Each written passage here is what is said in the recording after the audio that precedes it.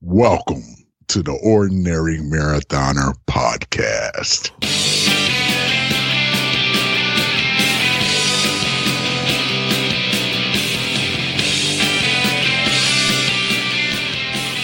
Hello and welcome to the Ordinary Marathoner podcast. My name is Scott. I'll be your host today. Got another great show for you today. Another great guest. Going to bring him on in just a moment.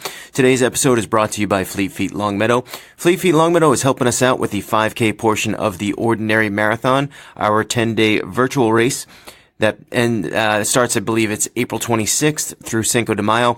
On May 5th, the final day of the event, we're going to be doing a 5K, a live 5K from the store, Fleet Feet Longmeadow, and they're helping us out with that. And if you're in the virtual race, obviously you don't have to make the trip out to Longmeadow, Massachusetts to participate. You can also do the 5K virtually and just submit your time online. So we're just doing that 5K as a sort of like a culminating event of the 10-day celebration of the running community that is the Ordinary Marathon. So if you haven't signed up yet, definitely check it out over on our website. You can actually just go to ordinarymarathon.com and it'll send you over to the race page. Just click that register here or register now button. I forget which one it is. I think it's register now. And you'll be able to sign up through Forever Home Running. It's a great event. It's coming quick, man. I can't believe it's March already. Here it is. It's March. We gotta get a few more people signed up. Doing this event for, the Sam Fund, a great charity helping young adults deal with, difficulties with cancer. So, man, as always, you can find this and the back episodes of our podcast at our website, ordinarymarathoner.com. Check it out if you get a chance. You can also find them at the aggregators, places like Stitcher, TuneIn, and iTunes. And if you can also now check them out on our YouTube page. Check out our YouTube page. Stephanie's doing her Couch to 5K series. She's just put out, I think she did week 7 of our 10-week program, which she actually had to redo week 7. Just had a tough week for her. Just was really hard for her to get those workouts in. So she's redoing week 7 and, hopefully she'll be moving on to week 8, week 9, week 10. She does have a 5K planned, to finish out her training. And we look forward to seeing her get on that and doing that, competing in that 5K. She's also trying to get into the Marine Corps Marathon this year. So that's going to be, she's got a lot of work to do between now and then, but, she's on it. But check out our YouTube page. Hit that subscribe button over there as well. We could use the subscribers and check it out. We got our podcasts, our long form podcasts are uploaded. So like this one will be uploaded to YouTube. But typically the daily ones that I do, I haven't been updating them, or uploading them to YouTube. So, that's just what you're going to find over there. It's just a few of our videos that we've cut together and, Stephanie's Couch to 5K and the long form podcast. So I don't know. I like it. I like the YouTube thing. I like it. It's going to be a staple for us. What else we got? Our Facebook group, our discussion group called Ordinary Marathoners. Check it out if you get a chance. Really a great supportive group. You guys have been really busy the last few weeks, man. It's like we're not even in winter here. And you guys are you don't even care about snow, about freezing rain. You just go out and you run. You're insane.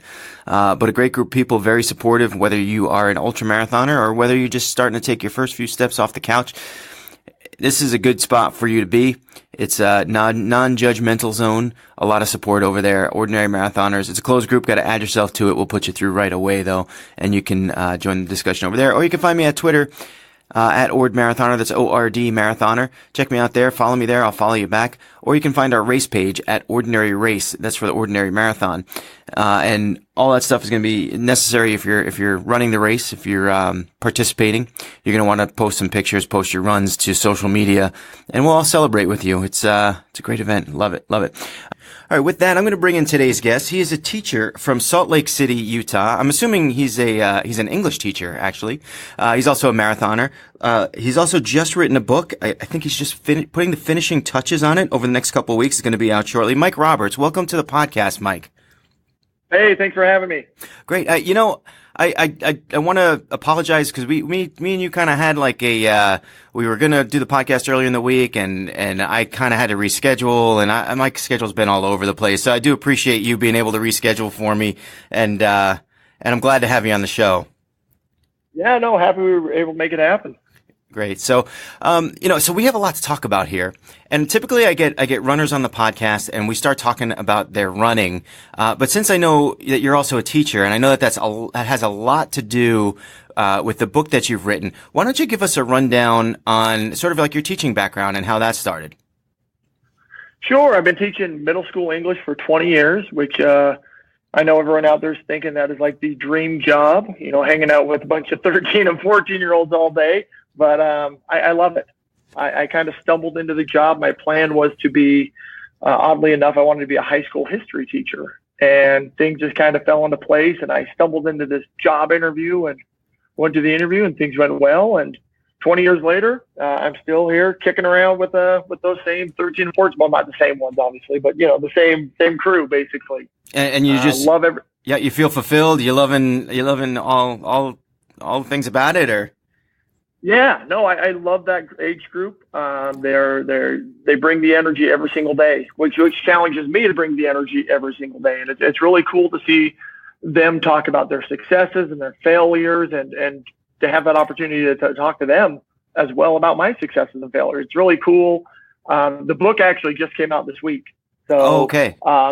Yeah. So I brought a copy in, and, they cheered and all that kind of cool stuff. And I love that middle school age because they're old enough that you can talk to them and really have meaningful conversation, but they're young enough still that they haven't been too jaded about life, and they're still willing to take chances and still willing to be vulnerable and share a lot of themselves with you. And that's what I love about the teaching job is I can then, reflect that right back to them. And you don't get to do that very often. Yeah. There's still an innocence there, right? My daughter's 9, so she's approaching that middle school. She's still a few years away, but I'm getting nervous and more and more nervous every day. It seems like she just seems like she's growing up so fast. But man, buckle up, baby. You don't know what you're about to get into. Yeah. Gee, thanks. Yeah. So all right. So let's also talk about the running background then. Before we get into the book, let's talk about the running background. How long were you always a runner, or is this something that kind of came on later in life? How did that become such a part of your life? Yeah, great question. In fact, a lot of this is talked about in the book. Growing up, I played sports and did all the usual stuff, but never was a cross-country runner or a track runner or anything like that in high school. In fact, running, like a lot of us, was kind of viewed as a punishment. Yeah. If you screwed up in basketball, you ran, sprints. And if you didn't do what you're supposed to do in baseball, you ran a couple laps around the field. And I had never run longer than 1 mile in my life. And that was during 8th grade PE. I remember we had to run the mile. And so we ran a mile. And I'd never run, continuously longer than a mile up until I was 33 years old. And when I was 33, it's one of those things, life just kind of gets away from me a little bit.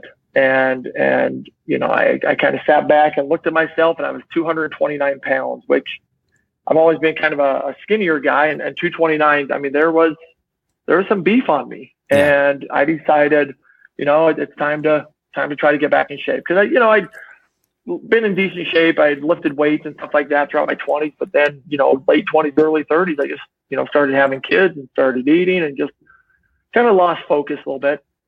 So I still played, basketball on weekends. So I was still a weekend warrior. So I remember pulling out my basketball shorts and lacing up my high tops. And I thought, I'm going to run down to the high school. I lived about a quarter mile away from local high school here. And I was going to run down to the high school, run a mile on the track, and then run back. And then I was like, that's it, man. We're going to get started. That's a good plan. Sounds like a good plan. Yeah, no, it sounds like a good plan. Yeah, lots of plans to do in theory until you execute. I kind of have a feeling there's going to be a stumble here, but oh God, there's so many stumbles. So I didn't know anything about running, so I just laced them up, and I thought to run, you just run as fast as you can until you kind of fall apart. So I laced them up, and out the door I go, and I just start cruising, and I don't know what my pace was, but it was way too fast for what I was ready for, and I got to the end of my street, and the high school I had to cross kind of a busy intersection. And I saw, I'm just huffing and puffing and just falling apart here. And I see that high school, and I was like, no, it's not happening. And I turned around and did the walk of shame back to my house. I know that walk. Yeah. Oh my God. I mean, it was a quarter mile, if that. Yeah. And I was done. And I just remember that feeling of walking back and just feeling defeated and just feeling like, guys, is this really where I am? Like, I can't even run a quarter mile. So it kind of planted a little seed there that, I'm gonna try it again, the next day. But I'm gonna be smarter, and I'll walk if I have to. And that's one of the things that I mentioned in the first chapter, is just trying to be 1% better every single day. Yep. And I actually read that part. I know I told you I wasn't going to get to read it, but I started reading it. Well, we'll get to that, but go ahead. Yeah. So the next day I do the same thing, and I get down there, and again, I'm just falling apart at the intersection. I was like, but I'm going to at least cross the street. And I crossed the street and got to the school, and I was like, well, just walk, just keep moving. And, it was not pretty, that first mile and a half, but I got it done. And that kind of set it in motion. I just kind of, everyone told me you'll learn to love running. And I definitely didn't right off the bat. It was torture. It's kind of a strange sport, because the times I hate running the most is when I'm actually doing it. Yeah. It's beforehand and after, especially just after, when you're just starting to come down from a good run and you're, you got it done and you're happy that you were disciplined enough to get out there and do it. And I like that you started the story here too, because, a lot of times it's just, we'll get through it. And I know you've run marathons before. So this is like, I think so many people, go into the sport not knowing sort of, how it's going to be. And you just described like pretty much my first experience with running too, coming back to it after so many years, that first quarter mile. And it's so easy to quit after that day. It would be so easy for you to just pack it up and go home. So what, was it just competitiveness? What kind of fueled the fire then? What was it? There has to be something internally that made you want to go out the next day and do a little bit better. I just wasn't happy with how I looked and how I felt. When you wake up every morning and you're already tired before you even started the day, I hear you. That's probably a bad sign. What for me was like, I was getting out of breath, like putting my socks on in the morning. Yeah. Like literally. That's it. And now, I remember being in the gym and I lost like 60 pounds, and I'm standing there in the gym, and I actually, I get freaked out about the gym floor because it's just dirty and gross. And I remember just like taking my work sock off and putting my gym sock on without putting my foot, like just balancing. And that was like a major goal for me. I don't know. I'm just yeah. It is. It was one of those. There's actually another chapter in there that teaches like running a marathon, because it multiple times during the school year, during the race, you'll want to quit, which is a whole other issue. Yeah. But I kind of just kept going a little bit and stumbling on through for those first, few weeks and months, and started building up. And then a girl that I liked said, "Hey, I'm running a half marathon in a few months. You should run it with me." And so boom, there we go. Half marathon training began. And so was that your first race, a half? I think so. Yeah. Yeah. I didn't do any. I That's didn't do any. No 5Ks or 10Ks. No, I just don't have that kind of leg speed. I was all about, and then once she said that, I was like, well, I got to get my mileage up to be able to handle that. But if I remember correctly, my first race was a half marathon. Yeah, that's pretty impressive. That's tough. It's a lot of training that goes into that. You said you had a few months at least, so hopefully you didn't go in too unprepared. No, I went in. Again, you learn so much the more you race, and same thing. You fall apart. You come out. Everybody feels great in the first 3 miles, and so you're going way faster than you should, and then suddenly mile 10 hits, and the wheels kind of start falling off, and you drag it on it. Because I couldn't. What choice did I have? I had to finish. She was going to be there, so I couldn't be like, I bailed out. So you had a little extra. And then motivation from there, yeah. And then from there, it just kind of built. And again, there's another chapter in the book about this. How I loved half marathons for months and months and for 2 years. That was kind of my thing. Let's do a half marathon, another one. And the idea of being able to do twice that was like, there is no way I could do it.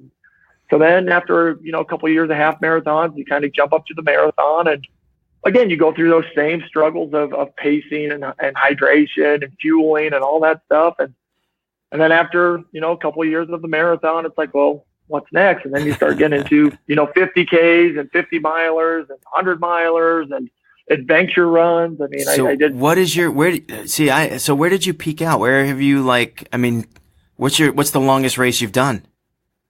I've done the 100-mile distance. Wow. You're one of those. Yeah. And what's that? You're one of those. I am one of those. It's what happens when you can't run fast anymore. You just have to put it in cruise control and run all day.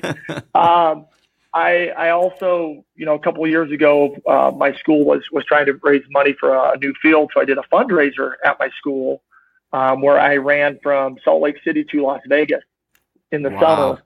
It was like 475, 480 miles. And I was doing about 50K a day, about 31 miles a day for 2 weeks. So that's technically my longest run is the 475 mile. But that was over, a couple of weeks. Okay. That was crazy. And again, how did you do that? Did you plan that out? Like, did you try to go from hotel to hotel? Or did you have people that you could stay? that was basically it. Yeah. You have to plan these things out. And so I'm making these hotel reservations, but there's a couple spots between Salt Lake and Vegas where there's not a hotel for, 60, 70, 80 miles.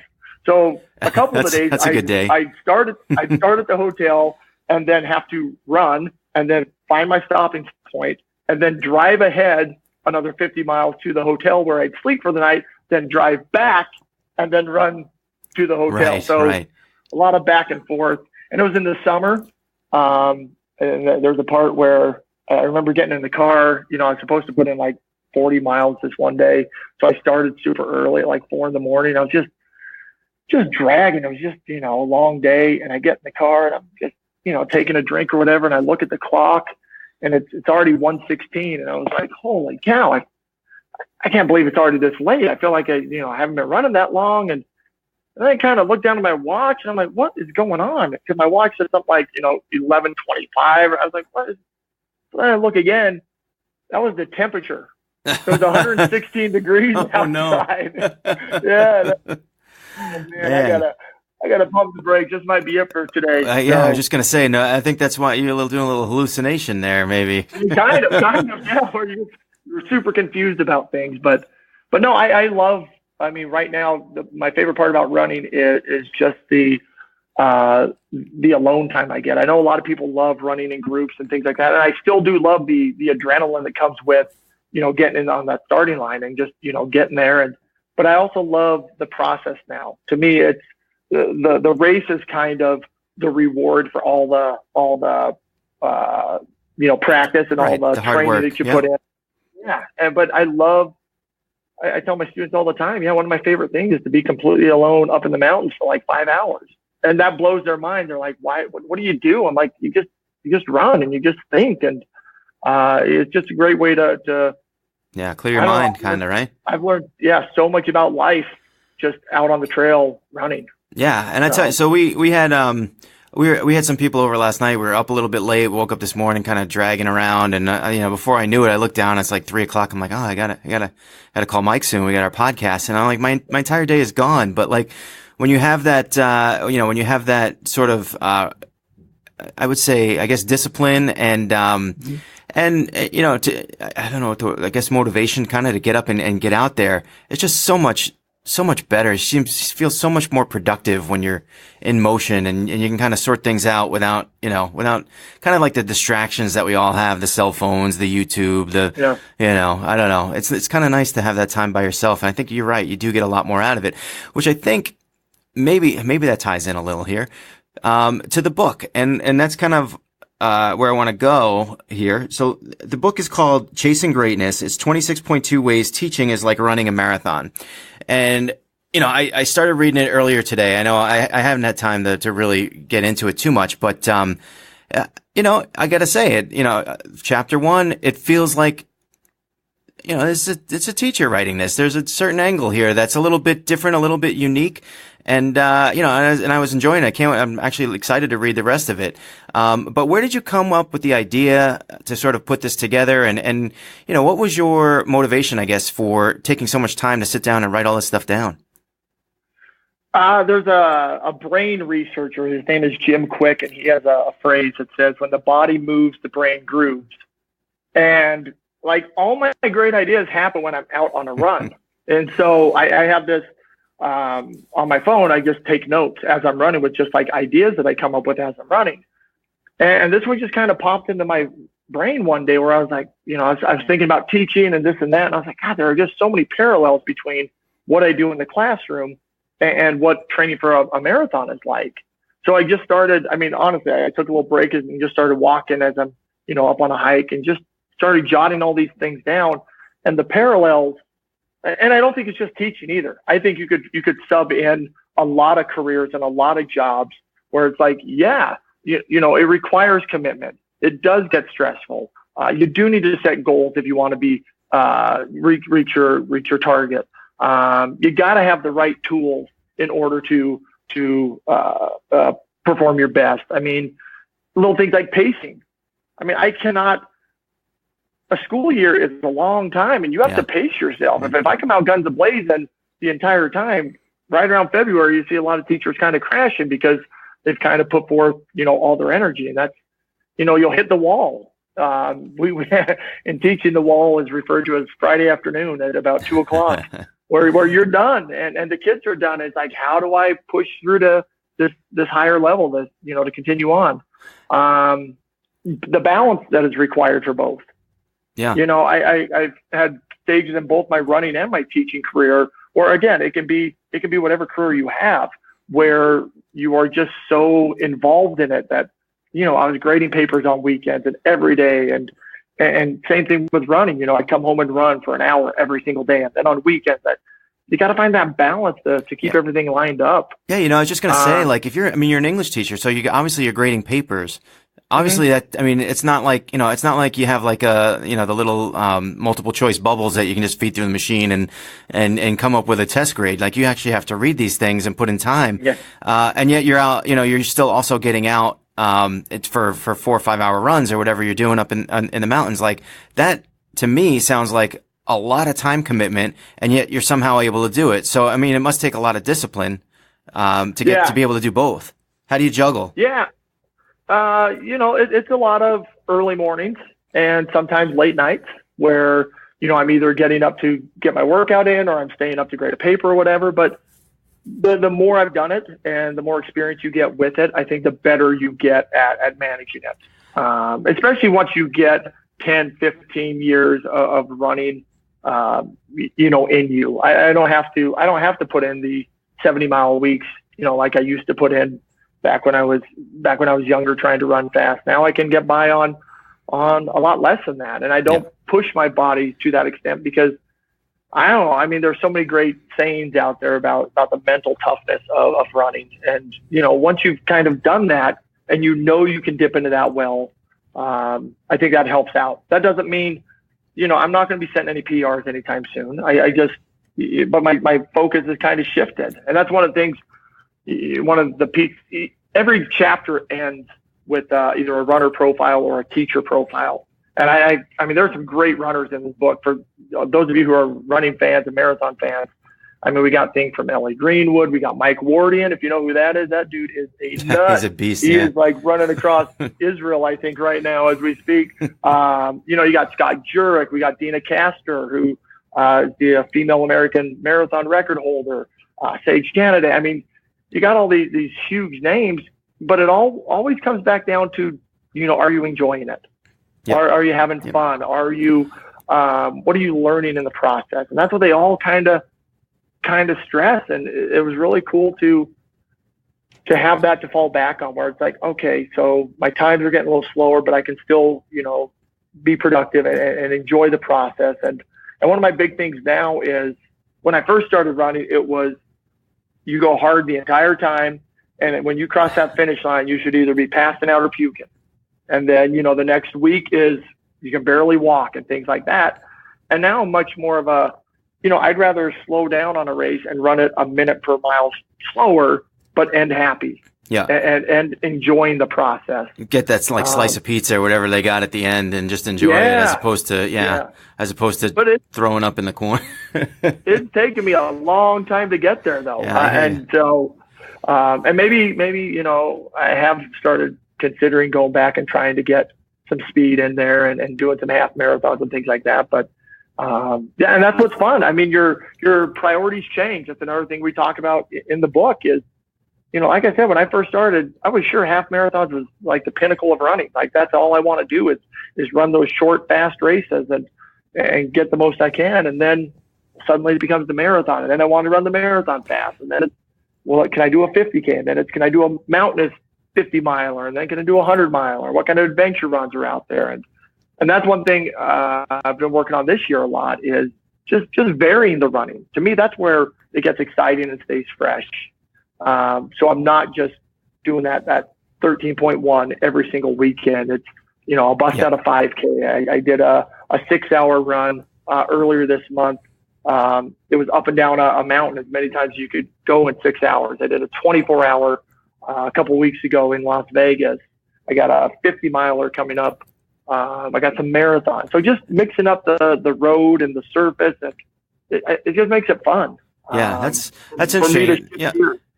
And that's what happens to people, I think, in this sport is like you do a marathon and sometimes, you sign up for the next one because you think you really want to do it. You get excited for it and you really want to improve. I know that happened to me was I ran like 4 or 5 marathons and it just was like, I lost kind of the motivation to want to be better at just the marathon.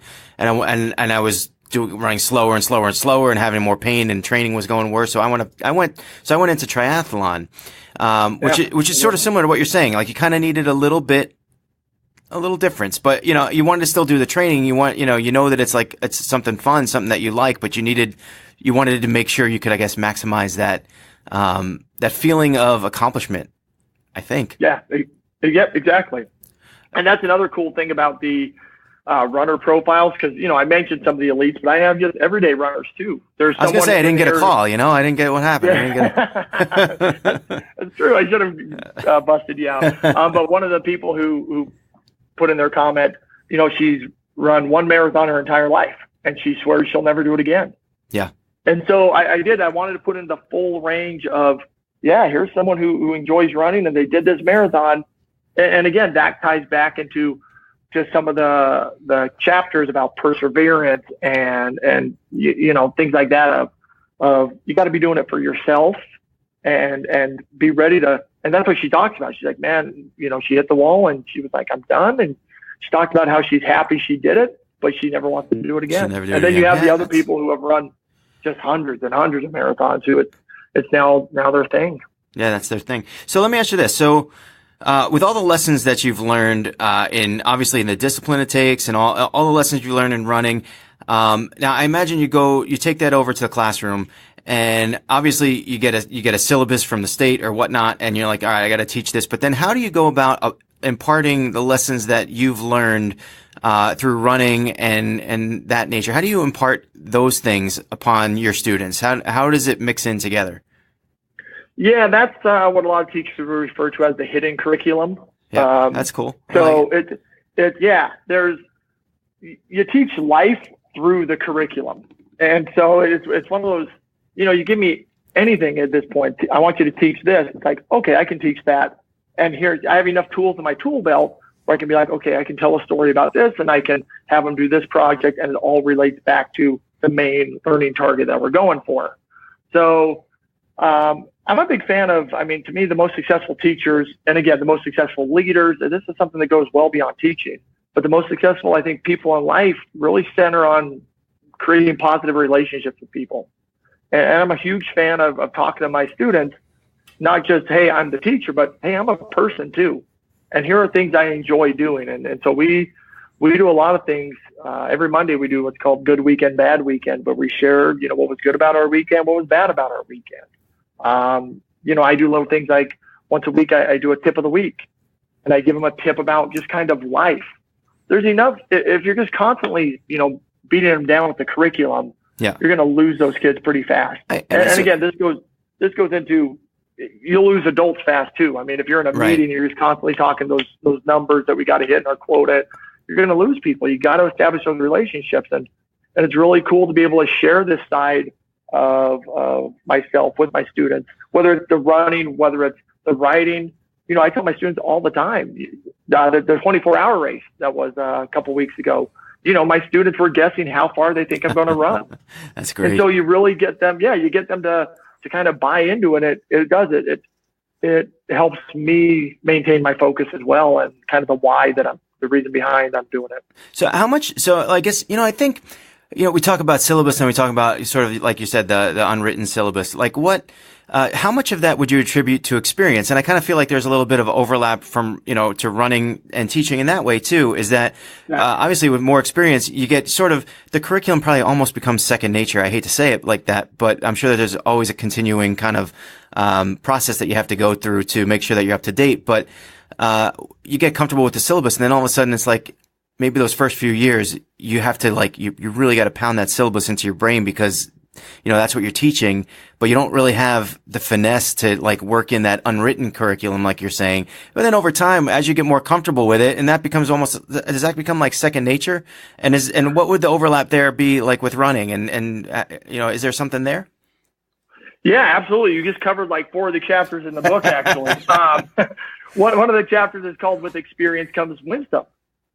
And it's whether it's teaching or running, you figure out, okay, if I've run this race before, I know where to kind of hold back, and I know where that little climb is. So I know when to push, and I figured out how, if I can save 30 seconds through this aid station. And same thing with teaching. If you've taught this book, you kind of know, well, this is what got the kids interested and fired up. So we're going to kind of focus more on this aspect, whereas these other things will just kind of touch base on. Other things, the right tools and knowing what you're working with. If you're running a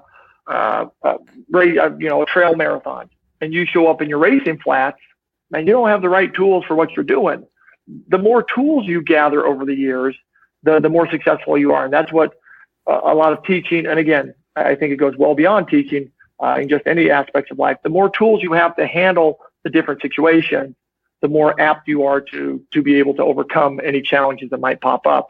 And again, that's another chapter in here where we got 26.2 of them. What's the point? What is the point 2 chapter? How do we get a point 2 chapter out of this? Okay, so the point 2 chapter, that's the finish line. Yeah. So that is just me being like, all right, so kind of wrapping it up besides everything else. So yeah, the start line and the finish line are just kind of setting it up and wrapping it up. So those actually are the shortest chapters in there.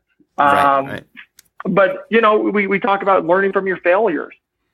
How important that is. We talk about you need to be ready for anything. Oh my God, a couple of years ago I ran this race. I'm in Salt Lake. It's October.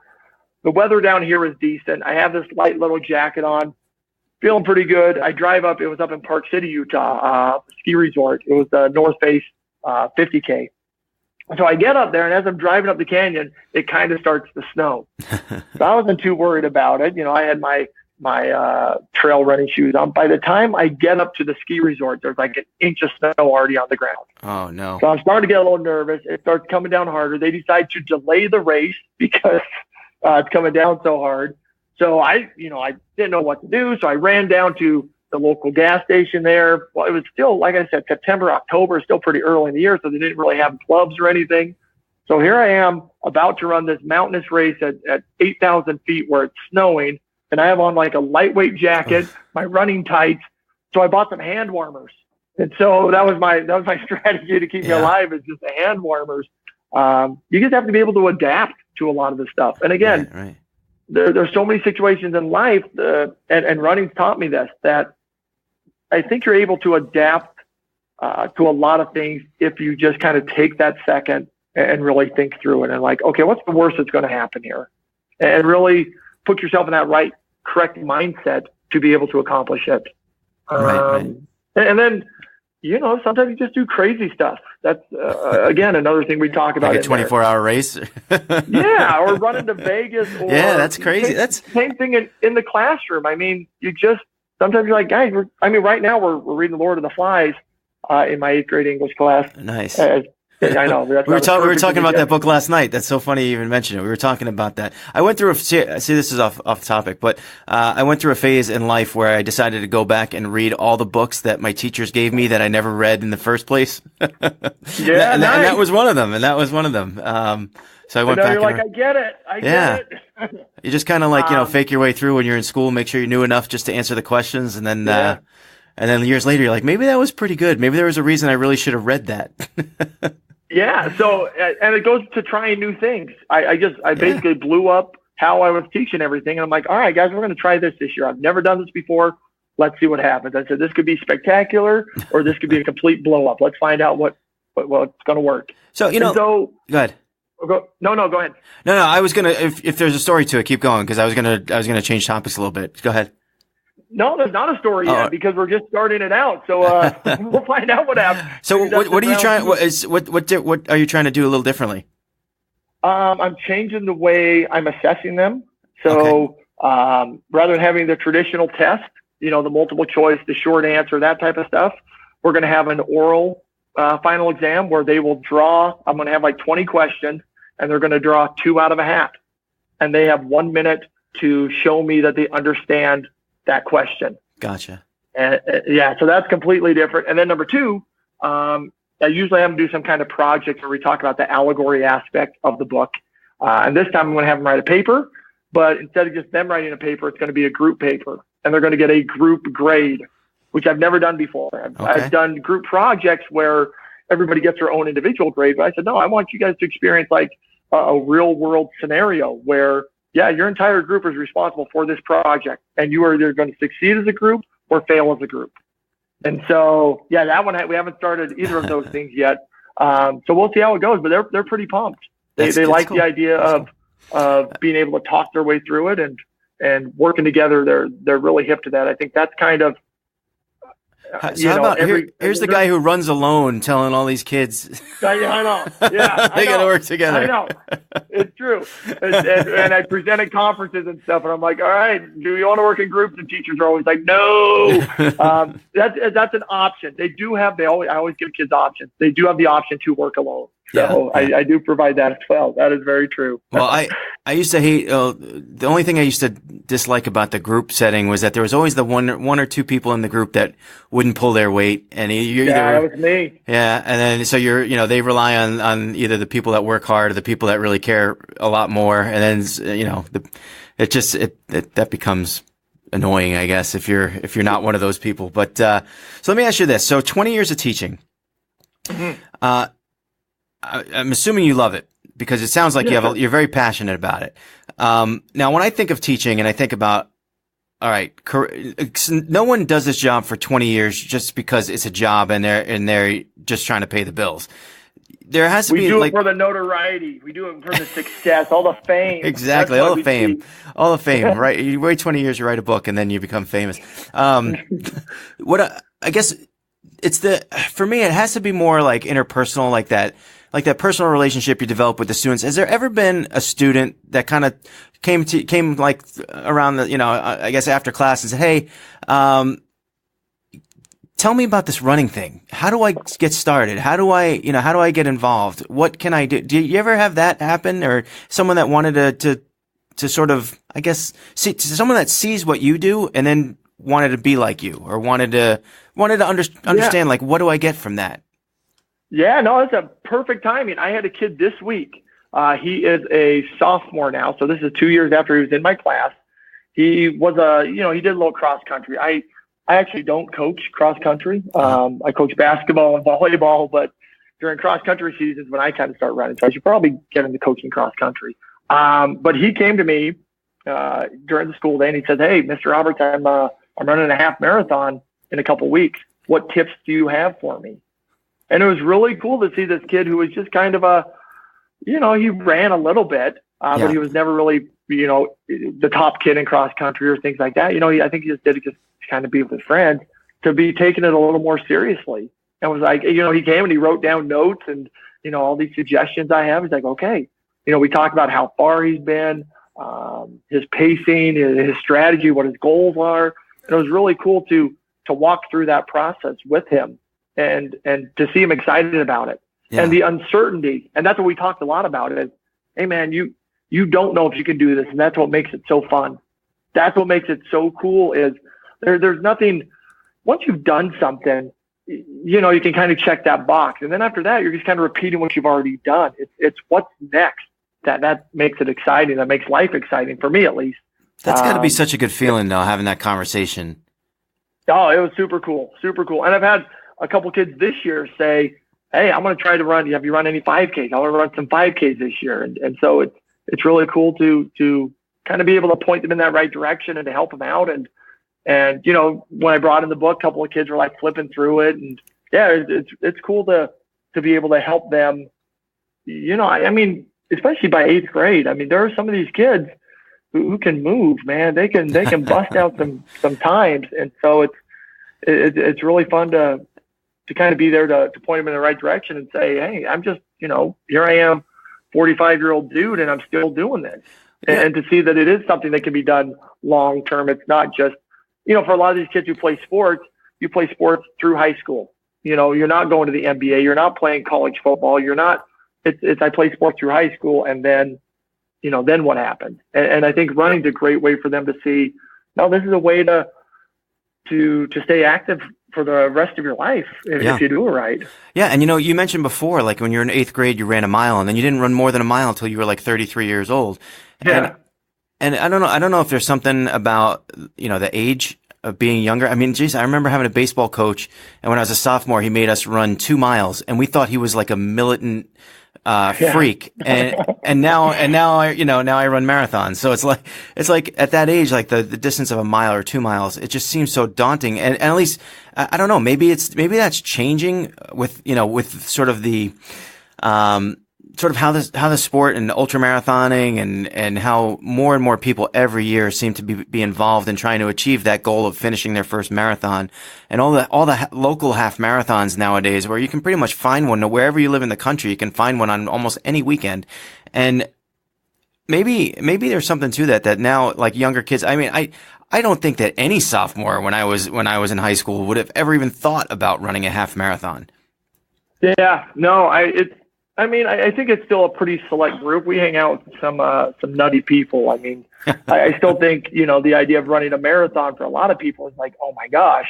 But I do think, you know, like you said, that idea of 2 miles. I mean, we do a class trip every spring where we go to Washington, D.C., and we walk around a lot with the students. Yeah. And after a day of walking, they're like, oh my gosh, we have put in like 25 miles today. And I'm like, actually, we put in like 6.5. They're like, how do you know? I said, because I ran it this morning. Because you got your Garmin on. Already today? I'm like, yeah. So if we did 25 miles today, that means I've done 50 miles today, and I have not done 50 miles. And so I'll show them. We're like, and so I do think it's something they can't grasp as much, but it is, I think, something those who are doing it are a little more vocal about it now, where it's much more common to hear someone say that. I shouldn't say common. You hear it more often, but to the every average day, Joe, you know, I think if you were to say, yeah, we're going to go run 6 miles, people would be like, I can't do that. Yeah. Right. Which again, you know, I can't judge, because it took me 33 years to go longer than a mile. So. It's you know, it's funny. I think the day you said 6 miles, which just triggered a memory for me. The day I figured out that I had finally become, or I considered myself to be a runner, I was training for my first marathon, and someone asked me, how many, it was a Saturday, and they were like, how many miles did you do this morning? I said, only 6. And I'm like, well, I was shocked that those words, only 6, came out of my mouth. And I'm like, I only ran 6 miles. I never ran 6 miles until I was probably, like 44 years old. So I remember the first time, I still remember the first time I ran 10 miles. It was like, oh my God, I cannot believe I just hit double figures in mileage. Yeah. And that's what's super cool about running. I mean, it's constant. You know, that 1 mile mark I was proud of myself for that 1 mile. Then I busted up 2, and then 5, and then 10. And you're just constantly, and you know, maybe it's getting a new time record, or maybe it's getting so much vertical. And I mean, there's just so many different ways where you can reach your goals that I really like that you're constantly chasing. And that's kind of what the book's about. You're constantly chasing that next level of greatness. Yeah. That's awesome. And it's kind of like, it's the way the sport works, I guess. And it's, you know, people like you who wind up doing 100 miles and wind up running from Salt Lake City to Las Vegas. Man, I give it to you, dude. That is impressive. That is impressive. Yeah, it was super cool, because I show up at the hotel and I'm literally in my running shorts. And, you know, I had made the reservation a couple months before in Las Vegas, and I get there and I'm all sweaty and gross. And, you know, it's this fancy hotel in Vegas, and the guy at the front desk, you know, takes my credit card and looks at my license, and he's looking at the screen. And when I made the reservation, they said, well, why are you coming to Las Vegas? And I kind of explained to them the situation. So the guy looked at it and goes, okay, so it says here you ran from Salt Lake. And I said, yeah. I'm just getting here right now. That's cool. That's very cool. He said, okay, I don't know what that means. I said, okay, it means I started like 2 weeks ago and I ran like 30, 40 miles a day, and here I am now. He said, it's like 100 degrees out there. I said, I was like 115 up in Mesquite. He said, okay, hang on one second. I'm going to upgrade you. And he hooked me up. He hooked me up with this super cool suite overlooking like the Bellagio fountains. And, wow. It was super cool. That is awesome. But you get, I think we hang out with runners, so this stuff seems a little more normal to say, oh yeah, I ran a marathon this weekend. When in reality, there are still so many people who I mean, if you run a marathon, I don't care what your time is. That is an accomplishment that you should be proud of, and that you should be, talking to people about. And I think it kind of makes me feel bad when people are like, oh, I didn't reach my target time, or, oh, I struggled at the end. Hey man, it's the end result. And the end result is you did something that very few people are able to do. So, it's something, for all of your audience members who are listening, simply doing it makes you great. And that's it. You'll have those great runs that are better than others, but all of them, anytime you finish a race, it's a feat. It's an accomplishment. Yeah, I couldn't agree with you more on that. And I've been on both sides of that. Races that I felt when you kind of finish and you're like, the ones that you achieve your goals, and those are the best ones. But on the other end, you're like, I just finished and I didn't really do my time, and you kind of feel like crap. But and I think you're right too, in that when you hang out with other people that do this all the time, it becomes like you almost feel like everyone runs marathons. Yeah. Everyone does this stuff. Everyone runs 100 miles. And that's, again, one of the things in the book, whether it's your job or running, you shouldn't compare yourself to others. I mean, when you look on Strava and you see how many miles everyone else is putting in and their times and this and that, it can really bum you out, to be honest. It's like, wow, this guy's my same age and he's running 2 minutes per mile faster than me. And it does. And so, I say you should, and Ellie Greenwood has a great quote. She's actually the quote in chapter 1, the runner in chapter 1, where she says, don't train to where you were. Don't train to where you want to be. Train to where you are. Like, be comfortable with who you are and where you are in your running process. And, you might not be where you were and you might not be where you want to get, but you got to deal with the hand that you've been dealt. And so start there and then work on that improvement. Because, if you're constantly comparing yourself, man, there's always going to be someone faster. There's always going to be someone who can outdo it, unless you are the ultimate pinnacle, which, 99.9% of us aren't. Yeah, and so, 50,000 people toe the line at New York City Marathon every year, and about 10 of them have a chance to win. Yeah. And the rest, and the rest of them, and that's why I think in general, when you have a sport like that, when so many people are just there to finish or just there to compete against themselves, it allows for everyone to kind of cheer for everybody else, which kind of gives the sport its own personality. Like, I feel like it's always like, there's never really, you don't get those arguments like living up here in the Northeast, it's like Red Sox, Yankees, Jets, Patriots, whatever. We get these arguments all the time. Like, there's none of that. I mean, maybe it's a bad comparison in a way, but when it comes to running, like, it seems like 99% of the conversations I have are productive and people helping each other and people, supporting one another. And I feel like it's unique to this kind of sport that we're in. And I mean, you feel that way too, or? Yeah, absolutely. And ultramarathon have really shown me this. You should go on YouTube. It's probably from 2016, 2017, Western States 100 finish. There was this woman, and her name escapes me right now. Oh, I wish you remember. But she was 70 years old, and she was coming up on the 30-hour cutoff. Yep. And I remember the story, but I don't remember her name either. But go ahead. She's about a mile away, and they're like, you got to go or else you're not going to make this cutoff. And again, there's people who've talked about this who were there who talk about Rob Krar, the guy who won the race, went back to where she was and was like running in his flip-flops saying, we got to go. I'm going to help you get there. And you can watch the final as she walks into the track. You have to go around the track.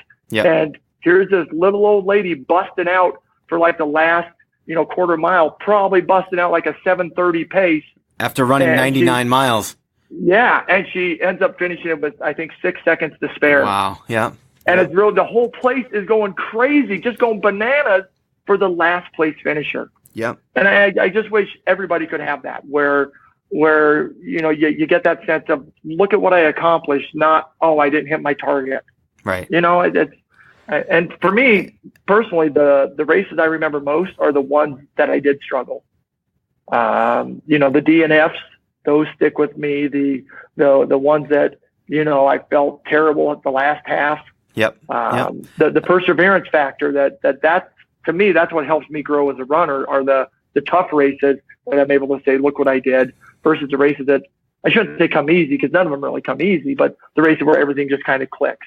Those happen, and they're great, but it's the ones where, man, I had to grind it out. And same thing with work. It's great when you have those days that everything goes smoothly, but then you go home and you're like, yeah, that was great.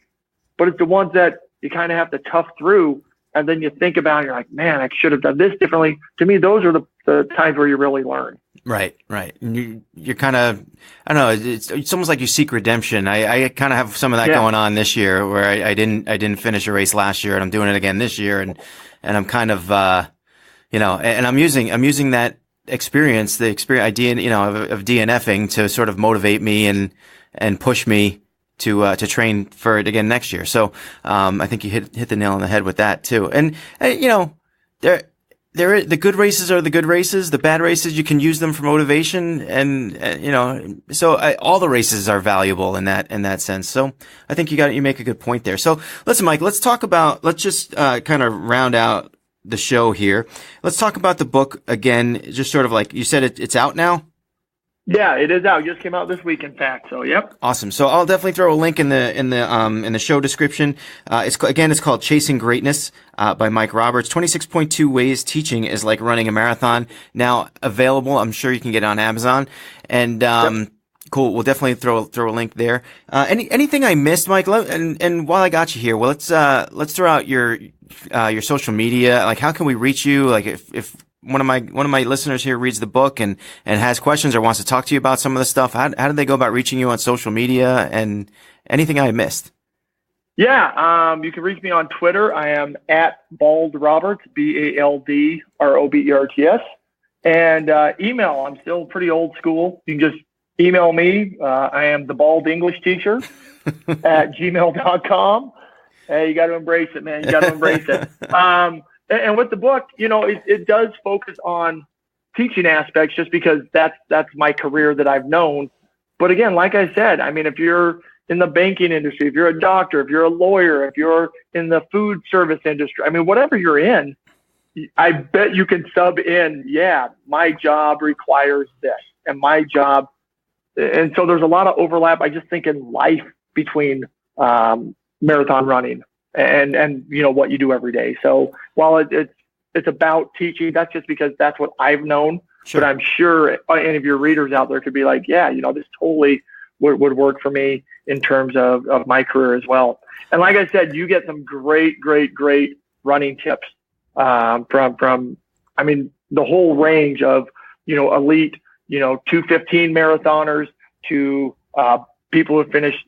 I don't know if your audience knows about the Barkley Marathon or not. Some of them will. Some of them will. Yeah. Oh my God. So yeah. So I have Laz, the race director of the Barkley Marathon. He gives some advice. He was a runner for decades. Yeah. Great documentary on Netflix too, right? Oh, I know. Yeah. The race so that good. Eats its young. Yeah. So good. In fact, I'm having one of the finishers, Jared Campbell. He's the only 3-time finisher at Barclays. He lives here in Salt Lake. Oh, wow. So every year he comes in and we watch the documentary, and he comes and talks to my kids about perseverance and mental toughness. Wow. So, there's another way that that's a cool guest.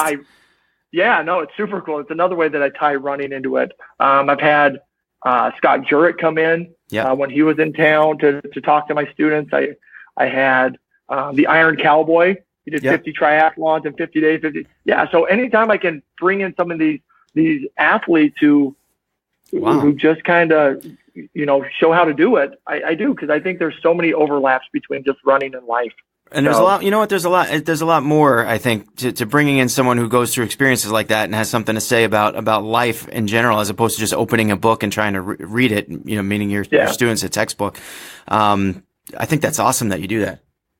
Yeah. And it's really cool it's one thing when your teacher says it, but man, they see this movie every day. It's another thing when you have someone else coming in and like, whoa, this person's legit. This person just isn't Robert's up there spouting off. This person knows what they're really talking about. Yeah, that's incredible. So listen, I like the idea of the book. The parts that I read, what I like about it in particular is it's, and you mentioned sort of lesson, sort of life. It's half storytelling, and you do really well with that. And then it's like half life lessons and teaching, which is really it's a different spin on sort of like the general running book, that you see out there. That's just usually it's usually just a storytelling thing that, you get to know the person and they tell a good story. But this has a little bit of a different aspect. It makes it a little bit unique. And I think, hopefully you'll find success with that.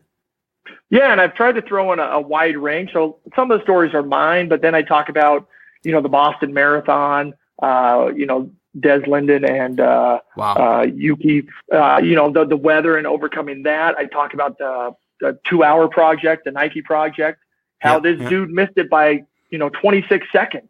Yeah. And so, the stress of that chapter is, every second counts.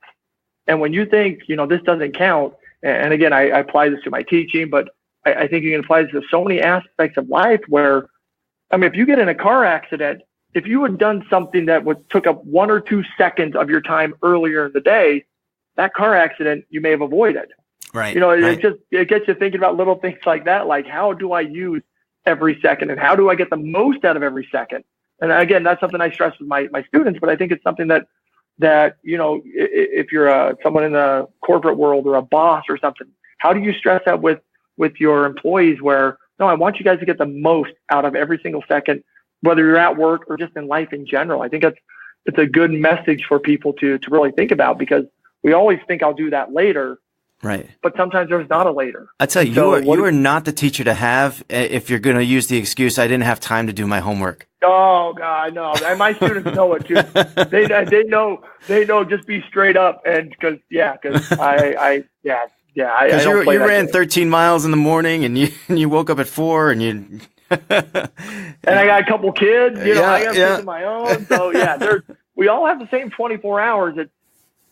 I love on the iPhone now, it tells you your screen time at the end of every week. I don't know if you've seen that, but it gives you like a screen time. Here's how long you're on your devices. And man, I never update my iOS, so I don't get that, but my wife gets it all the time. And she's like, I only spent 3 hours on the screen today. And I'm like, oh, what?